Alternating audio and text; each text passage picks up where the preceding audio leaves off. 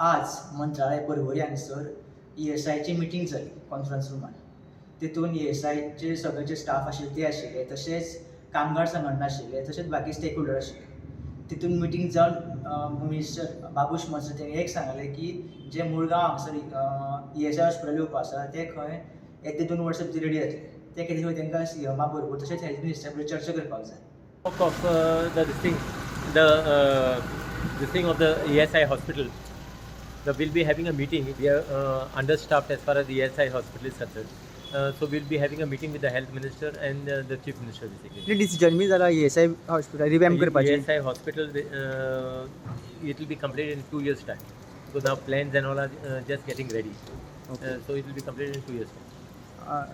Full रिवॅम्प करताले. No, you are talking about ESI hospital in the north. Okay. The ESI hospital, the new hospital which is going to come, so it will be completed in 2 years time. Okay. Because they have just taken a land from the housing board. प्रुडंटा खातीर Shirish कुबेकार. Subscribe Prudent social media channel and press bell icon for latest notifications.